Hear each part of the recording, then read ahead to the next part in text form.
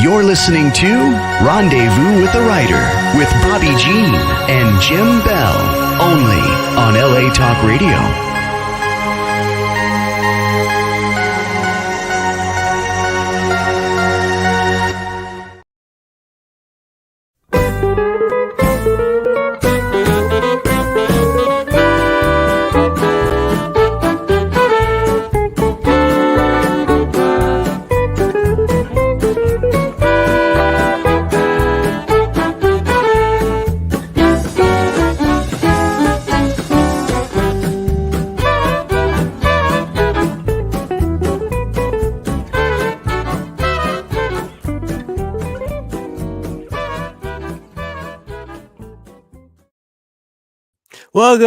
Welcome to Rendezvous with the Writer, where readers and writers meet, and story is everything. We're your hosts tonight, Jim and Bobbi Bell. You've just been listening to Hot Texas band. Yeah, and we're so delighted that you're joining us tonight, whether you're watching live, listening live, or maybe you're catching this on a podcast starting tomorrow. We're just happy that you're here riding along with us. Let's see, who's our guest tonight, Jim? Our special guest, C.M. Wendell Kurt to his friends. Yes, howdy. Kurt to his friends. Howdy, how are you? How you guys? Doing good. Good. Kurt, where are you joining us from? Cheyenne, Wyoming. Wyoming. Okay. Yeah. Yep. And we're going to be talking tonight about, now Kurt's written a lot of books, including one we won't have time to talk about, but I'm going to hold it up. Hunting the Mail Order Murderer. This was a really good book, another good read.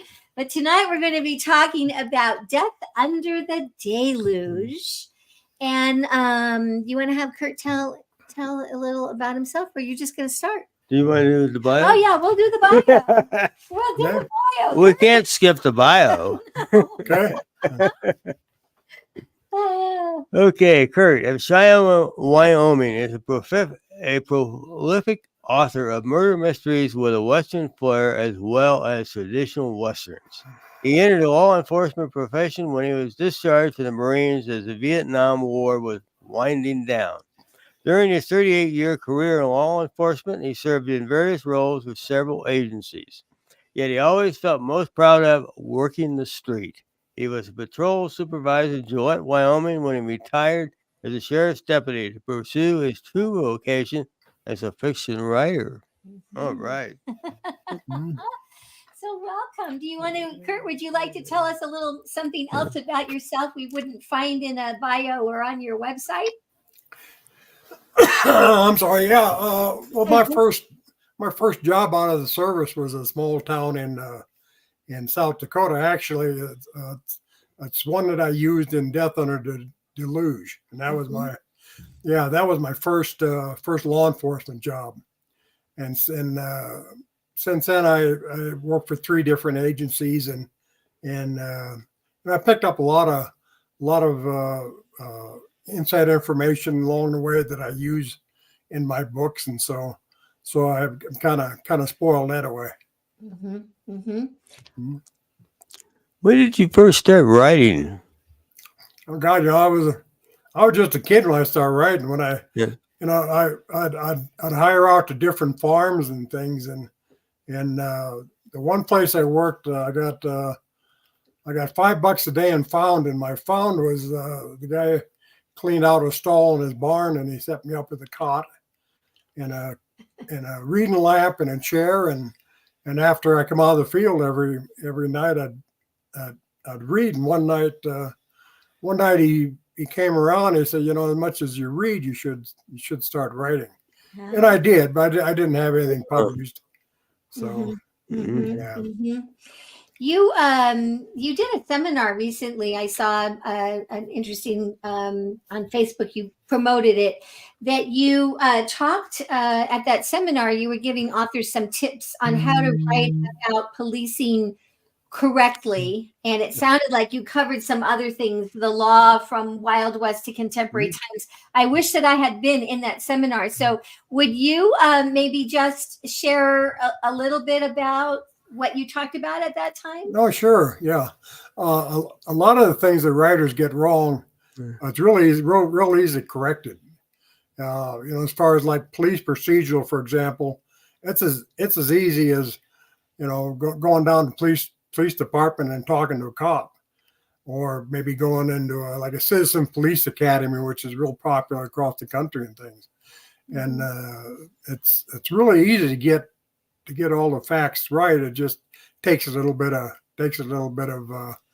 work with your LPCs, your leather personnel carriers, your shoes, beating the bushes and talking to officers and stuff. But most officers around the country are pretty approachable if you talk and stop and talk and about a particular subject, they'll visit with you. So. Mm-hmm. So do you need to bring donuts? No. No. Okay. So when we're watching any NCIS or any show, it seems they can get DNA. They can get DNA back really fast. About 20 minutes. Yeah, in about 20 minutes. Have you found that to be true? Well, it all depends what the lab is and what the priorities are. Now, I've been retired for 13 years, and about 6 or 7 months before I retired, I sent a sample in on the burglary to get analyzed for DNA, and I still haven't gotten word back that it's completed. So all of a lot of labs are just so inundated now with DNA samples and things, and some of the larger agencies can handle it, but especially a lot of these smaller agencies in the West, smaller states, they just can't handle that many. Mm-hmm. That's interesting. We're talking about writing correctly when it comes to law enforcement. Mm-hmm. What are a couple of the biggest mistakes, or most often the mistakes a young writer might write? Well, I tell you, the easiest one to fix and the most common is when they start talking about weapons. Even an A-list writer, I read a couple of his books where, for example, his character took a safety off a Glock, which they don't have safeties. For example. There you go. Yeah, but it's really easy to get that information correct. There's there's books out there, there's websites, it's just really easy to get that information correct. And there's absolutely no reason the writers can't. You bring up an interesting point because you are an author and you've written a number of books, lots of different series, but you're also a reader. When you read, are you able to turn off the writer brain, or is it editing while you read? Is it saying no, Glocks don't have safeties? Are you able to enjoy the reading experience? No, it seems like I can't enjoy it anymore unless I read the classics. And a lot of the classics are so hard to read, you got to concentrate on them.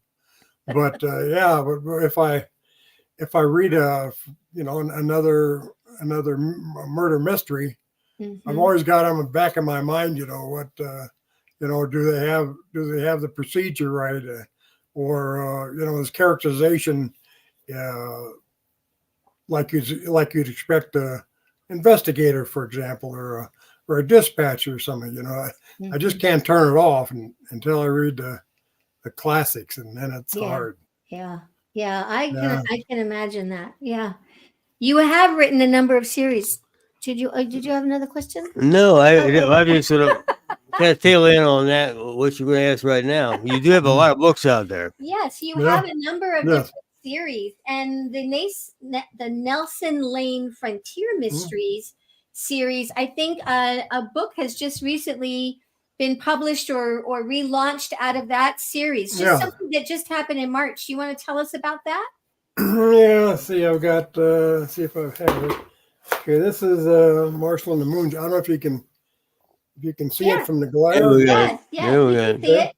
Marshall Okay. and the Moonshiner, yes. Yeah, and that takes place in the Great Depression, and I always thought that there's so much written about the gangsters in a depression area in the big cities that there's so little written about rural law enforcement during that time, and so that's why I decided to set that in the Depression.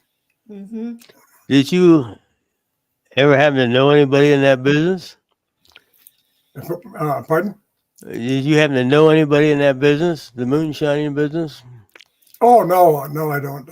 No, that's when I was in law enforcement, it was around South Dakota and Wyoming and stuff. The Whittler wasn't any, so.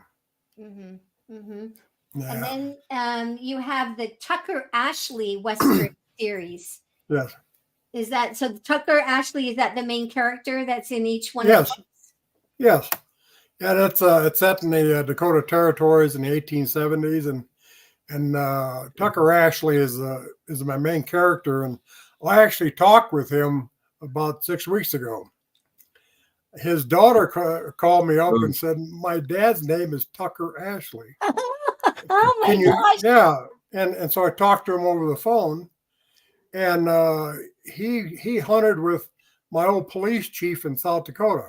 Oh my gosh! Yeah, so he was around that area, and I never knew the guy, except that someplace along the back of my mind, I must have kind of put that name because it's a strong name. Yeah. And I figured, well, someday I'll use it, and I did, and so it was kind of odd talking to one of my characters. That's kind of unique. Well, especially since it was a real person, because we know that Yeah. authors do often talk to your characters, but they're still not sitting on the phone with you. You know? No. This guy And still then lives there. yeah, how fun! And then another series is the Spirit Road mystery series, of which this book we're going to be getting in greater detail about is from. What sets this series apart from the others? Well, it's that series is all set on Indian reservations, and it's contemporary. And when I was working around in South Dakota, I worked close to a couple of reservations, and some of the BIA guys that come in and FBI and things like that, and I always thought, I wonder how many Lakota FBI agents the Bureau has. And years later, when I decided to write that series, I got to check and they didn't have any. So I thought, I'm going to give the Bureau a Lakota FBI agent. So that's my main character. Yeah. Mm-hmm. Yeah, and I'm able to go different reservations because he has federal jurisdiction. I go in Pine Ridge for the first couple, and then up the Crow Agency, where Custer Battlefield is, and Wind River Reservation, and back to Pine Ridge. And so I'm able to move around quite a bit with my characters. Mm-hmm. Yeah. Did you have another question? I don't know. Are we ready to talk about the book? I think what we're going to do, I'm just looking at time, and you know what I think we'll do is we're going to just take a very short break, and then when we come back, we are talking about this book. In the meantime, here is a place that you can get all of Kurt's books, as well as many of the books of our authors of Rendezvous with a Writer. It's our Out West Shop Bookshop affiliate page. Stay right where you are. We will be right back. Story is everything. Find a great one on Out West Shop's bookshop. Go to outwestshop.com. Find books and CDs on the menu. Choose Shop Out West on bookshop.org. Browse through featured authors on Rendezvous with a Writer. Explore curated book lists and our featured picks. Add in note cards, calendars, and jigsaw puzzles. One-stop shopping for great gifts. Use the search box to find thousands more titles. Make the switch. Your purchase supports us as independent booksellers. That's our story. Welcome back. Welcome back to Rendezvous with the Writer. Special guest, Kurt Windelbow. And we're just about ready to talk about Death Under the Deluge. Yeah, so this is a very gripping cover, Kurt. Tell us a little bit about how the cover came to be and maybe why you chose the title. Well, my wife's really handy with coming up with titles, and so she came up with the title. And she's really handy with photographs. She's a pretty good photographer, and so she took a couple pictures and composited them. And Death Under the Deluge being when the Corps of Engineers wanted to make Lake Francis Case back in the 50s in the Missouri River. They had to flood the whole thing. And at that time, there's a little island that Lewis and Clark found on their Corps of Expedition discovery in 1805, 1806. And through the years, that American island had developed into a resort. They had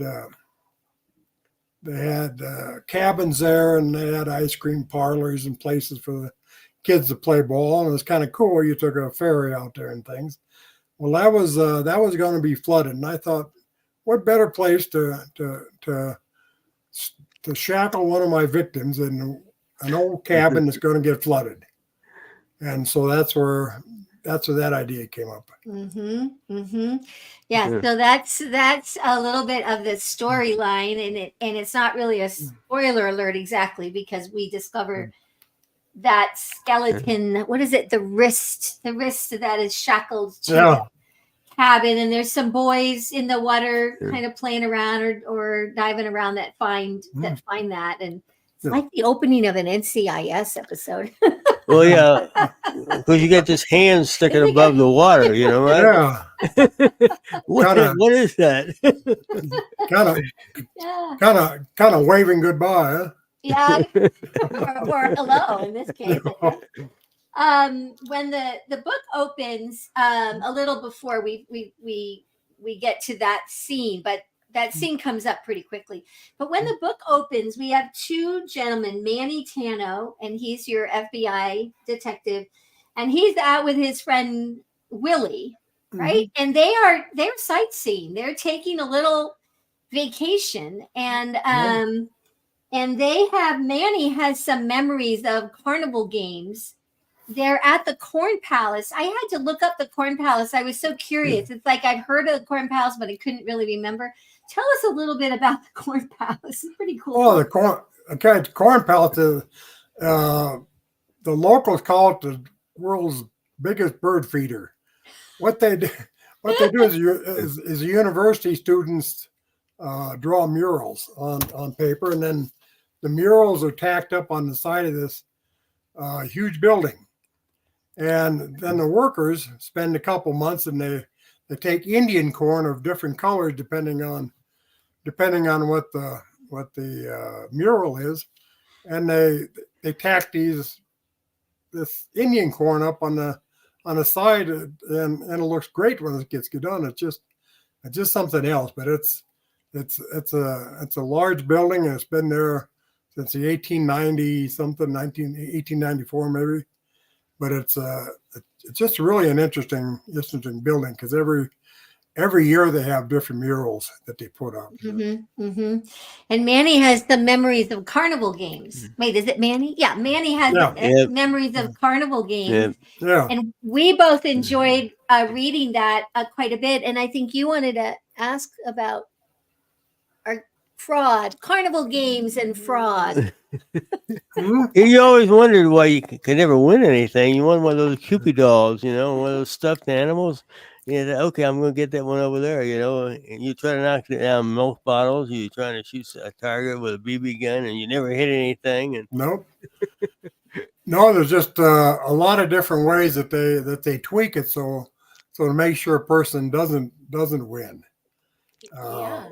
And I worked carnival fraud a couple of different times and things, and I came away with that one time. I must have had 20 teddy bears or something I was trying to hang on to, because I was winning a lot, because I knew how they rigged the thing. And so Yeah. Yeah. I, Go ahead. I was gonna say, I assume they would try to chase you away if those carnival guy. If you all of a sudden you're starting to win prizes, they think, oh well, we can't have this. Yeah. Yeah. Yep. Stay away from carnival games. It's like the card counters in the casinos, I guess. They figure out pretty quick if you're Yeah. a card counter or not. Well, you mentioned about, we were talking about the BB guns, and you mentioned how they changed the sights around a little bit. And that kind of explains why that, you think, well, I could hit something at least once in a while, and then you can't even hit the Yeah. wrong side of a bar. And you think, Yeah. what? Yeah, you're thinking you're a good shot, and it's halfway off the papers.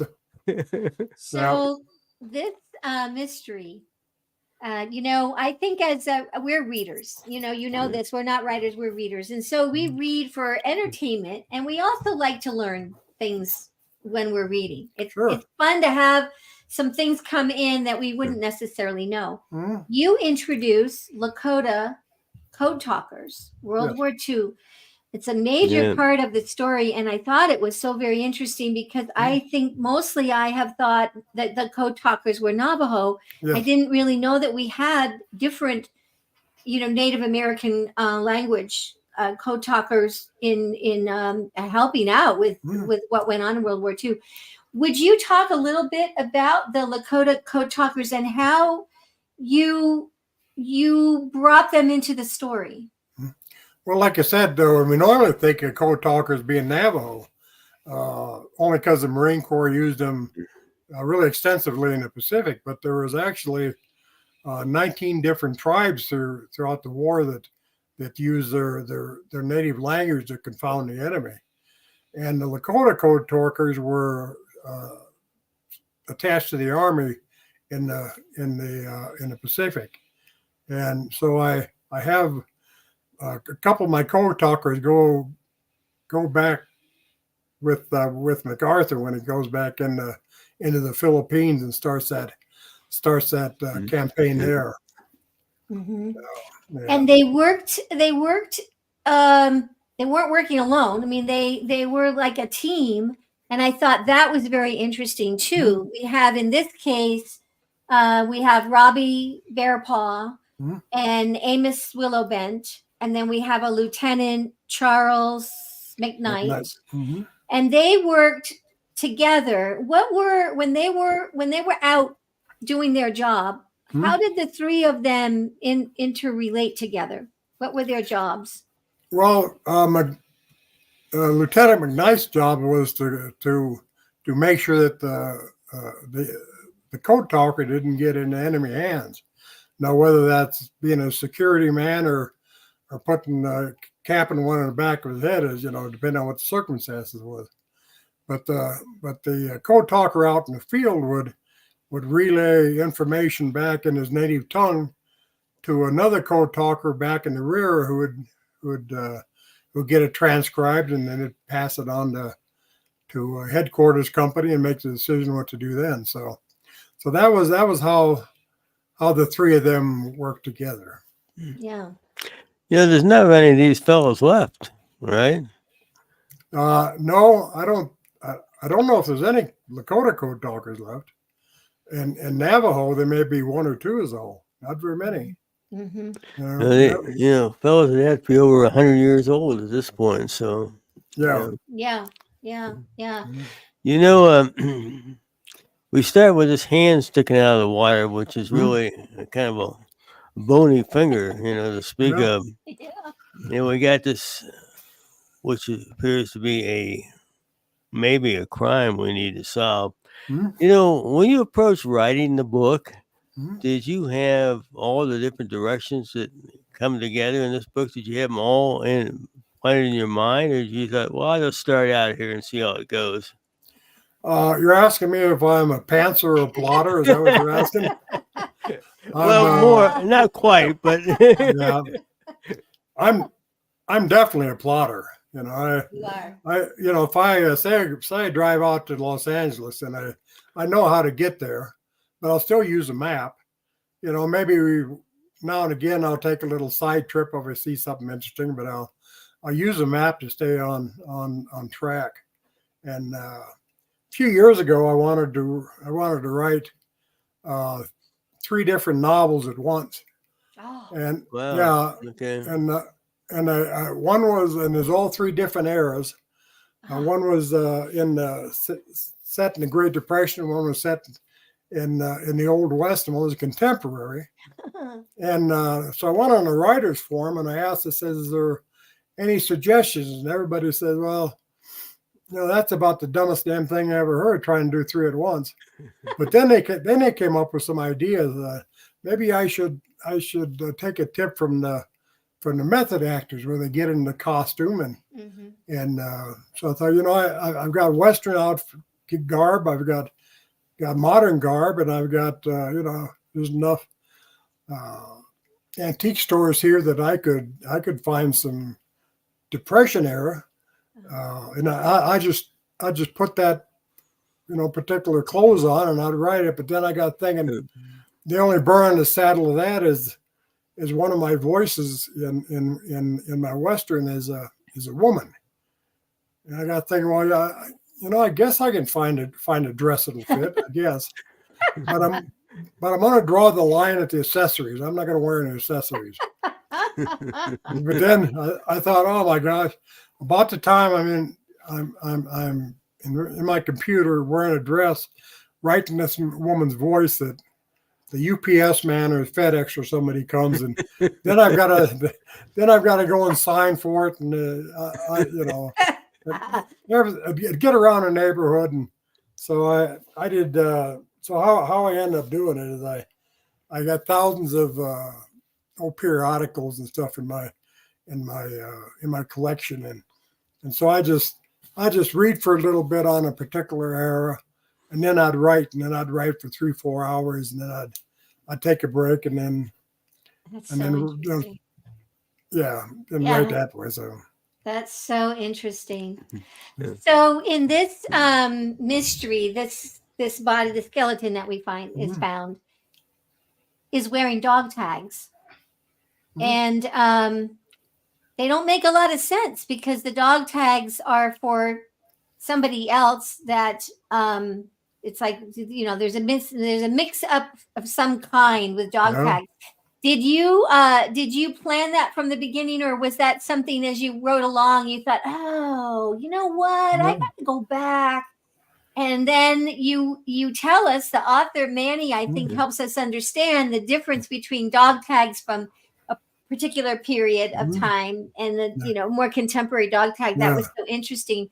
So did you know all along you were going to have that mix up, or did you have to go back and plant that? No, I knew from the beginning, and I really agonized about the clues. I think, man, I want to give enough information, but I want to be fair about it.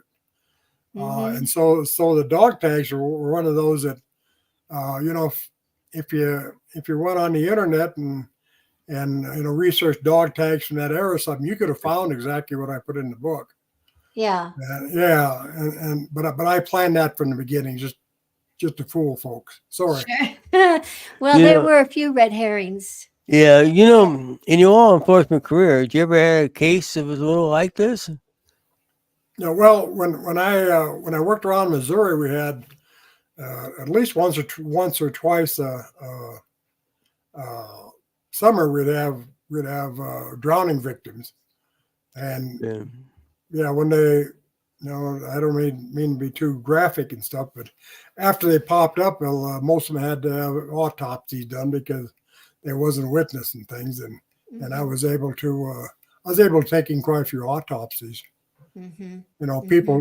People don't normally think of that as entertainment and stuff, but I tell you, from law enforcement perspective, every autopsy you learn something different. So, is the first one you attend, or the first one that you watch, is that a tough scene for you? Your first one. Well, yeah, like I said, the first one, he was submerged for several months before before the river current brought him up and stuff, and it was a really eye opener, that first one. And Yeah.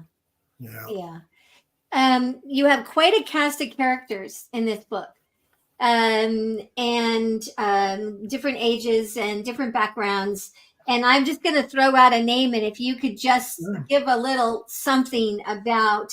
So we've already mentioned Robbie and Amos and Lieutenant Charles McKnight, but tell us a little bit specifically, really, about Robbie and Amos. These are two really neat guys. Yeah, Robbie and Amos were both Lakota code talkers in the Pacific in 1945, and so they often worked as a team, and with McKnight going out as a security person, they all kind of worked together that way. Mm-hmm. Yeah. And then when they come back from the war, Robbie starts a business. Yeah, he started a trucking business, and Amos he started a bull ranch on the reservation, and McKnight, he was kind of a ne'er-do-well. He runs some drugs, and he runs some shady operations down in St. Louis, and so so the two code talkers were on the up and up, but McKnight wasn't. He kind of a shyster. Manny's brother Reuben. I love Reuben as a character. And he's about 15 years older than Manny, but he's a felon. He's an ex-felon. He spent 25 years in the South Dakota pen for a homicide connected with the American Indian movement. And Reuben was a AIM enforcer back when they was really going strong American Indian movement, and but now he's pretty much on the up and up. You know, he kind of does stuff under the table. It's something that Manny really doesn't want to witness, but you know, he's all in all, he's kind of a good guy. Yeah, and he's needed. You know, he and Willie are two guys that we kind of need them in the story. You know? Yeah. Willie and his wife Doreen, and they have a funny scene with their sort of young infant daughter Precious that suddenly Willie is going to have to take care of, and that was a moment of levity in the book. Yeah, brought back memories. Did it? Yeah, brought back memories. Yep. Yeah. Where did you get that name, Willie the Horn? Willie the Horn. That's right. That's his actual type name, I think, right? Oh, Willie Whithorn. Whithorn's a fairly common name on the Crow Creek Reservation. Okay. And he moved to Pine Ridge, and so the Whithorn name isn't too common there. But so I wanted to give him something different that people wouldn't normally identify with. Yeah. Now we have Robbie Bearpaw's daughter Annie, and her son Miles. Yes. You want to say a little something about Annie and Miles? Yeah. Well, Annie, when Robbie retired, he turned the business over to his daughter Annie. Well, working with a bunch of truck drivers and stuff, they can get kind of rowdy, kind of out of hand, and so Miles helps out, and Miles is kind of a shyster. Likes to fight, and he doesn't mind being in that role of, I guess, an enforcer for the trucking company. He seems like he enjoys that job. Do you want to ask the question you love to ask about characters? Do they ever surprise?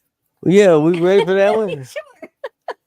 Sure. Do you have total control of these characters, or did they ever surprise you? Well, if I do my plotting right, they pretty well gotta stay in lockstep. But sometimes they'll kind of get off over in a tangent that I hadn't planned on, and.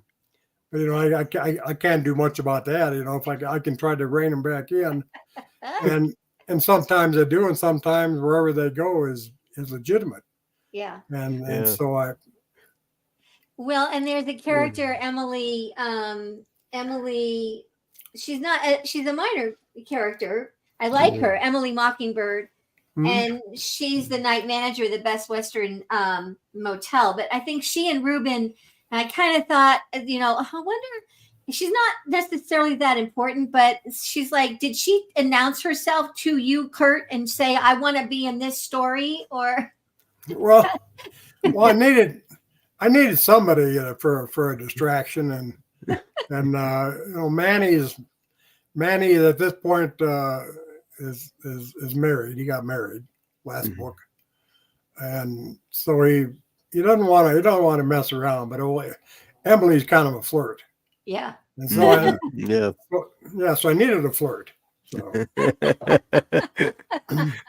That must be kind of fun sometimes putting in a character like that. Yeah, it is. Yeah, and sometimes I'll meet somebody. I think, man, it's a real good character in the book, and so I'll use them. Yeah. Yeah, I wondered about Freddie, the owner of the bar that's called the D&D. What does D&D stand for in that bar's name? Do you remember? Death and destruction. Death and destruction. That's right. That's what it was. Yeah. Yep. And when I was a cop there, that was mainly a bar that the Indians went in. And so we called it Death and Destruction, and we got more bar fights out of that thing than all the rest of them combined. Yeah, because Freddie's another kind of an interesting character. He's not in the book, but when he's in the book or we're in that bar. Oh, Blatz. Oh, you want to tell us about Blatz beer? Oh, Blatz. There's quite a few different, brands of beer that you probably wouldn't normally drink, like Blatz and Grain Belt and Hams, Pfeiffer's. Some of these real cheap beers and stuff. But I thought, well, nobody ever gives Blatz a thought. And I thought, what the heck? I'm gonna give him some business. So that's why I'm crafted doing Blatz. Yeah. I remember Blatz, but that was a long time ago. And I thought, Blatz, where would you find Blatz today? And it wasn't necessarily my favorite beer. So no. Yeah. Here's a question. This is, of course, the only book of the series that we've read. How many of the characters in this series have been in the other books? Is just Manny and like Reuben, his brother, or Manny and Reuben? There's been a couple, and Willie. And Willie's tribal cop. His boss is Lumpy. Okay. I call him Lumpy because he got a couple lumps. He's a little bit overweight.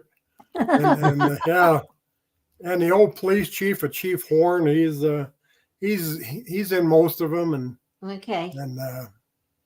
so most, not most, but probably half my characters I use some you use them again. Yeah. We're gonna. Do you want to? Kurt, we were so delighted to have you with us, and of course, you found us through a mutual friend, the Blue Cottage Agency, and we would like to just put a call out there to our listeners. If you would like to sit in Kurt's seat and be a guest on Rendezvous with a Writer, what do they do? What do they do? They get hold of you, right?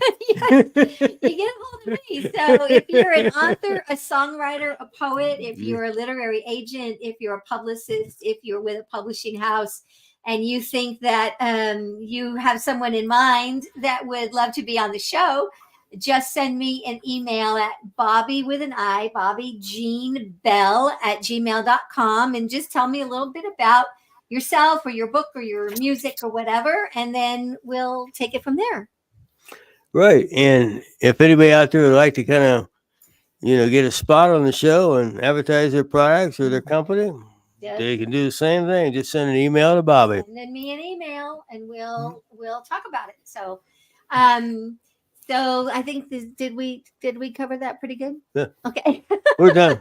We're gonna move back to the book. Okay, back to the book. Let's see. We don't want to give away a lot of. There's lots of great action. This was a wonderful book. We totally enjoyed it. We found it many often on the edge of my seat, not able to go to bed because I had to know what happened next. And but we don't want to give things away. We want you to get the book and read it. How about a little bit more on your writing process, Kurt? What about writing dialogue? Is that easy? Not easy? How does that come to you? Well, no, it's always come pretty easy, only because I talk to my characters. You know, like Manny. Manny was with me on so many calls, and you know, I talked to him as we was going to a call. Well, how should we do this? And after a call, we like critique it together. And if anybody was sitting in my squad car when I was doing that, they'd think I was nuts. You know, talking about that. But yeah, and I'll talk my characters out loud because that's the only way you can catch a lot of the things that maybe they wouldn't say or inflections that they should say. So yeah. And when you're writing dialogue for the reader, that's sometimes where we find the clues. Oh, absolutely, yeah. Yeah, especially when I'm writing some of the Lakota dialogue, I put some in there, but I don't want to put enough that it'd be distracting. But yeah, and Manny has an interesting background because in I guess maybe in another book he knows about our stolen antiquities. He has some knowledge of theft of antiquities or older collectible kinds of things in his background. And I thought, oh, that's also interesting. He's kind of, he's very well rounded in expertise in a lot of the areas that this book touches on. Well, people read, like I say, for enjoyment, but they also read to learn something. You know, at least I do. Even fiction, I want to learn. I want to learn something. Yeah. And so one of the Spirit Road books, I have Manny going up to the Crow Agency, and up there there's some theft of a bunch of antiquities. Okay. And that's where he gets that. And that's where he gets that expertise. Yes. Yeah. Did you need to do a lot of research for the book? Yeah, I do actually quite a bit of research for every book, but I don't probably only use maybe 10% of that. But it's really interesting because I like research, but I got to be careful as I don't get in that rabbit hole of Wikipedia where you keep clicking on links and things like that. Oh yeah. Do you go to the locations that you write about? Yes, yeah, I do, and it's like this third book we talk about the antiquities and Indian artifacts that was stolen. I went up to Crow Agency to do some research, and I was at the college up there, and I had my Stetson on with a real nice hat band, and the librarian said, "That's a heck of a hat band you got there." I said, "Yeah, it's I like it, don't you?" He said, "Well, that's a Lakota style hat band." He said, "Look it over there," and there was 3 big old bruises over a table. Give me the glare, and I didn't. The Crow and the Lakota were like enemies back in the day, and I just didn't realize that it's still that way. And so I took the hat band off, made a run for the border. Let me tell you. No. It's interesting you say that, Kurt, because many years ago we went to a symposium up there at the battlefield of Little Bighorn, and of course there was some serious discussion between the Lakota and the Crow. So that's when we first found out that there was some animosity there. Yeah, which we didn't. You don't necessarily pick it up in all of the nonfiction that we read to prepare to go to that event. We read all the books by all of the historians that were presenting, and I didn't really feel like I had picked up that. Anyway, that's a whole nother dialogue for another time. Yep. Where when do you write? Do you have a favorite place you like to write? Well, I have a cave. I call it my cave, and if I pan the camera, you see just how disorganized it is. I don't know. It looks pretty organized. What we can see. Well, that's a small part that's organized, but yeah, I like to write. I shoot for 12 hours a day, but if I get 10 hours, that's fine. You do. That's a lot. That's a lot. Yeah. Yeah. So how many are you working on? One book now, or are you working on multiple projects right now? Yeah, I'm working on multiple projects. I have another Bitter Wind book that's coming out in Circle. That's going to be in November. Okay. And I just had a Golden West just re-released, one of my westerns, and I'm working on another Spirit Road book, and I'm doing a judging for Killer Nashville. So I've got. Wow. Yeah. Oh, for Killer Nashville. Oh, how fun. You're a judge for that. Oh, how fun. Yeah. Yeah. Where can people find you, Kurt? Where do they go? Well, my website is cmwendelbo.com, and I have all my books on there and things. Then, they can buy them through you, which you guys would prefer. Oh no, we just want readers to get them in their hands. Well, they always go to Barnes and Noble, and yeah. I can't quite get it out, but Amazon. Yeah. Well, we just want readers to read, and we want them to get it in their hands and go to their favorite place. If you have a local bookstore in your town that you love to support, go in and say, hey, I want to get these books, and they'll take care of you. It's really, we just want readers to find you. Yeah. And I really like independent bookstores too. Mm-hmm. Yes. We have one in town here, the Book Rack, and I like a chain bookstore. You go in and they'll kind of point you towards the mystery section or the romance section or something. But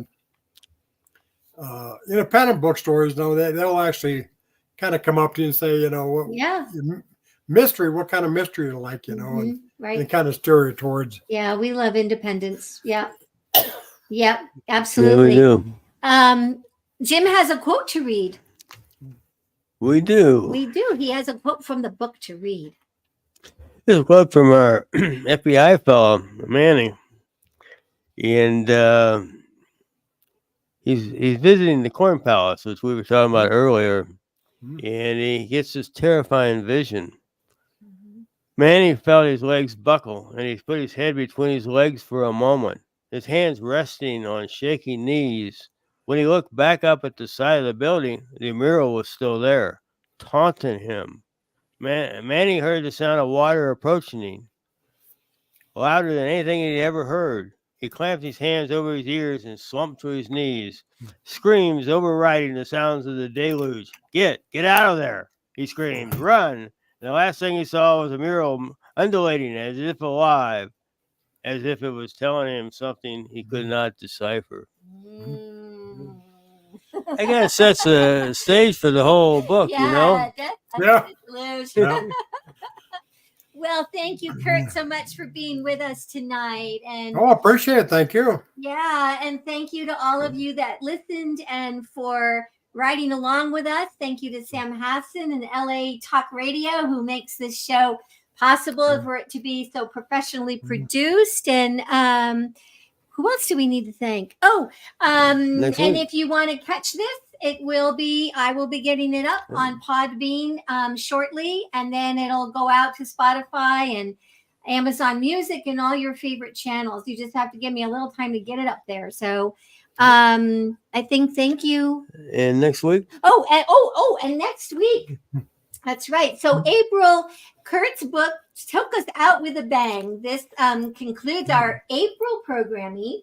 And in May, next week, we start off with Nancy Elliott, Autumn's on Its Way. Nancy's a singer-songwriter, and this is her first book, and it's really terrific. She'll be joined by Henry Park, who's with us the first Thursday of every month. And this is his book on the greatest Westerns ever made and the people who made them. The following week, RG Yoho, Bob to his friends. We're very excited. We'll be talking about 2 books. One of them is Bitter Water. Then the following week, Adam Sykes. We will be, the following week actually is Jim Overstreet, and we'll be talking about 2 of his books. Then we're into thriller espionage with 2 books by Adam Sykes, his newest, The Underhanded. And then we finish the month with Ann Schroeder. We'll be talking about 2 of her books and her newest, Crossroads in Casa Corte. So tune in again next week. We'll see you here. And remember, it's always a great day out west. Keep reading. Thanks, Kurt.